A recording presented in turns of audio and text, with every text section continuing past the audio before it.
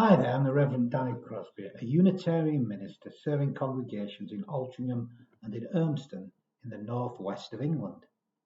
And I'm offering this devotion today as a balm for the heart, for the mind, for the spirit, and for the soul. It is titled Mr. Scrooge and the Spirit of Christmas. So I invite us just to join together in silence and invite a loving presence to be here amongst us and to awaken deep, deep within us all.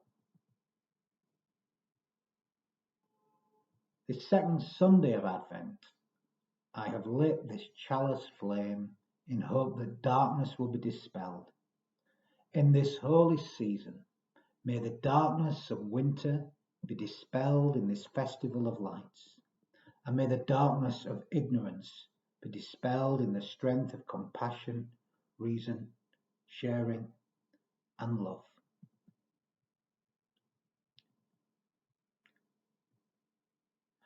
Now, I noticed I was feeling a little bit humbuggy the other morning, and when I was talking with a friend, they asked me what I would be doing for Christmas Day this year.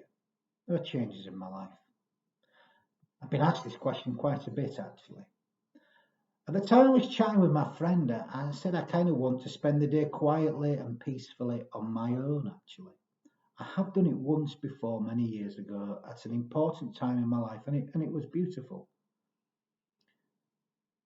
I won't be doing so, of course. I am not Mr. Scrooge, but like everyone, I am capable, very much capable, of being so.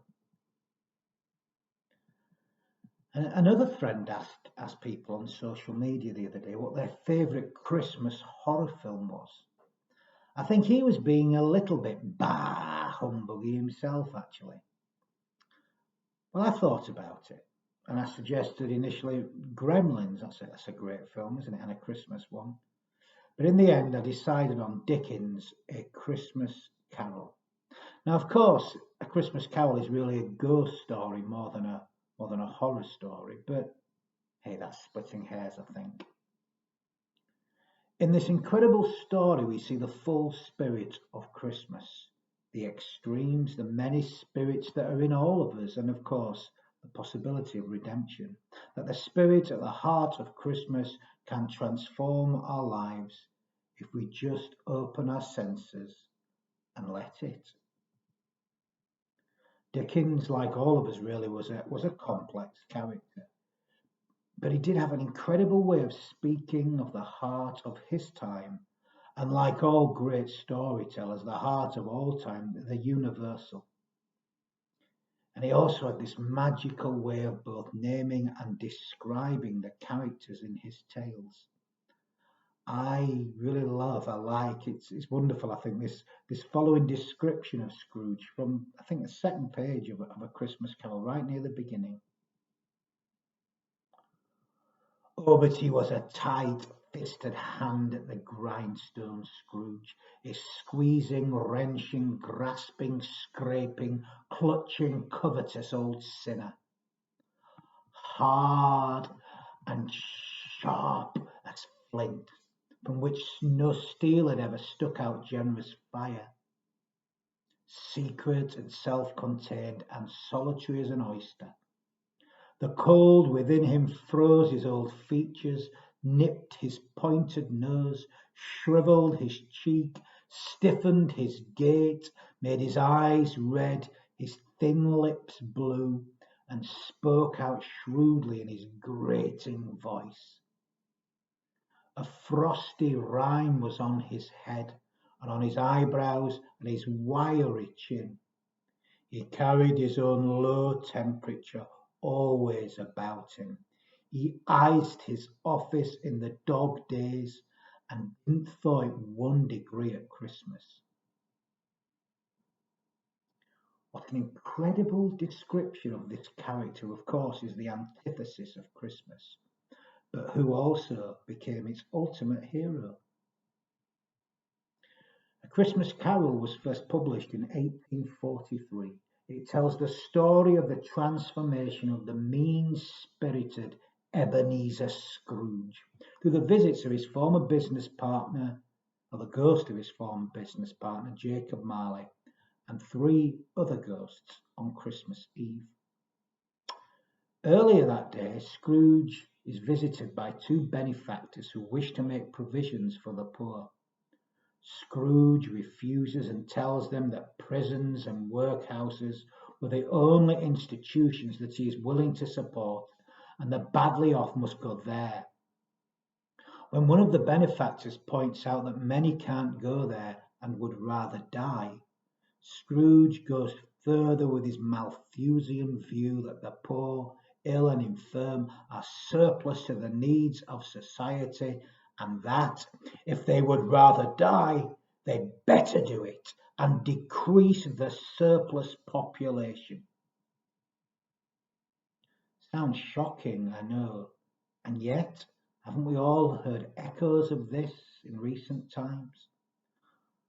I certainly have, about the weak and the vulnerable. I heard it very much at the beginning of the pandemic. And once again, I've heard it in recent weeks with regard to refugees who have tried to cross the water to safety too, many drowning. Many died trying. Are the lives of such people worth less than the lives of others? Well, it seems that the spirit of Scrooge is still with us. But thankfully, it's not the only spirit alive at this time and in all times. The other spirit is still there too. A Christmas Carol was an attack on the social injustices of the time, particularly the indifference of the wealthy toward the poor. The introduction of the 1834 Poor Law Amendment Act took away local parish help for the poor and institutionalised the process with union workhouses. In return for food and shelter, the poor had to live semi-incarcerated lives in institutions where families were often split apart and made to do menial tasks to earn their keep. Scrooge views the poor and economically inactive, which he calls idle, as a burden to society, better off in a workhouse or even dead. But Scrooge is transformed by the visions that the ghosts show him. He is shown visions of the present where he sees the impact of poverty on the Cratchit family, particularly Bob's disabled son, Tiny Tim, who he is warned will die unless his life alters. The ghost repeats Scrooge's callous remarks back to him. If he be likely to die, he had better do it and decrease the surplus population. And it's more graphically shown really by 2 figures of an emaciated boy and girl known as ignorance and want. When Scrooge is touched by their plight, the ghost again uses his words against him, saying to Scrooge, "Are there no prisons? Are there no workhouses?"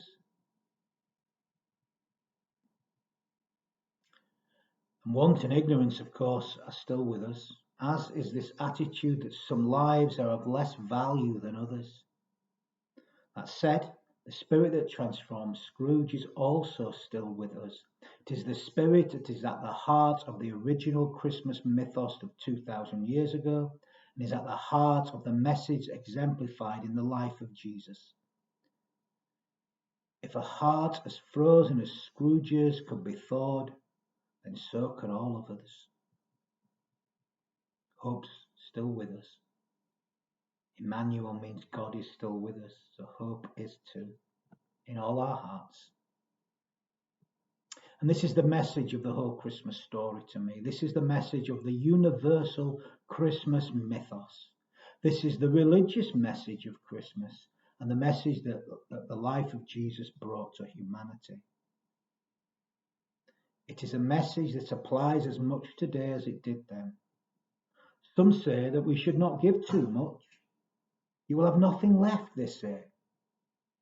Well, I would say that such people have not yet learnt the strange arithmetic of giving, the Christmas mathematics or arithmetic, if you like, which multiplies by subtraction. I know it's uncommon sense, but love multiplies by subtraction. The more we give, the more it grows. It's an unlimited amount. The more we give from the heart, the more love increases. And this is the spirit that we need to bring to life through our lives this Christmas season, and of course, way beyond. We're going to need this spirit as we rebuild once we finally come through the other side of this pandemic. It's still with us. The Christmas mythos is that of perfect love incarnating in human form. And that love can manifest itself today in our hearts and in our lives. We all have the capacity for great good if we would but feed the good wolf that is within us all. It is surely here that the hope for the whole of humanity lies. If we feed the loving wolf within us, the wolf of hate and fear dies off. And if we do, we have already begun to spread love, and we begin to bring joy to the world. There is so much that is wrong with our world. Watching the news each night highlights this. Want and ignorance are still with us. There is so much that mocks those bells at Christmas time, and there does indeed seem to be a deficit of peace on earth and goodwill to all. I do not believe that it has to be like that. We can incarnate that love in our lives, and we can begin to spread it into our world. I do believe in the chaos theory of compassion that grows and grows and grows. I hope you do too. It's in giving that all receive. And by giving more love, it multiplies. The strange arithmetic of Christmas, if you like. Brings to mind those beautiful words of Mr. Scrooge that he said towards the end of Dickens' A Christmas Carol. I will honour Christmas in my heart and try to keep it all the year. I will live in the past, the present, and the future. The spirits of all three shall strive within me. I will not shut out the lessons that they teach. Scrooge became the Christmas hero because he brought the reality of what Christmas is truly about to life. Through him, the spirit of Christmas came to life. And it's the same for everyone, regardless of time and place. The universal Christmas mythos is still with us in our hearts if we let it come to life. But we've got to do more than just let it come to life. We must respond in love and do what we can in this our shared world. As Mr. Scrooge did. He didn't just keep it on Christmas Day, he kept it every day. And this, to me, is the heart of Christmas, this giving of ourselves in love and service for others. Self-giving love is the love that grows the more we give it away. A love that is at the core of each and every one of us if we would but nurture it in the mangers of our own hearts and give birth to it through our living and breathing. That's what Christmas means to me, and why as the years have gone by, I have come to believe in Christmas more and more. That said, like everyone, I still have my own humbug moments. I had one half an hour ago, and then I laughed at myself afterwards. But I believe in Christmas, in the soul of Christmas, in the spirit of Christmas, in the heart of Christmas, in the religion of Christmas. I believe in it more today than I ever did at any moment in my life. Today I believe in everything about Christmas, and a whole lot more than everything and anything that we think we know. So much more. It's more than I'll ever know or dream of. As the classic song goes, oh, I wish it could be Christmas every day. Well, it can be, but we must give birth to it in our hearts and in our lives. Watch it multiply as we give it away. Amen. So I'm going to end this devotion with some final words of blessing. And we can all bless. We bless by giving our hearts to one another, and by giving our hearts to life. By giving it away, it multiplies and grows, and we all receive. For it is in giving that all receive. So let's give it away. Do not be afraid. Have a little faith. May we know the blessings of this season. May we know the gifts of this season. May we bring these gifts to life in our very being by simply blessing each moment with our loving presence. And may we carry this spirit with us. May we bring to life the religion wrapped up in the Christmas ribbons. And may we do so in all that we feel, in all that we think, in all that we say, and in all that we do. Amen.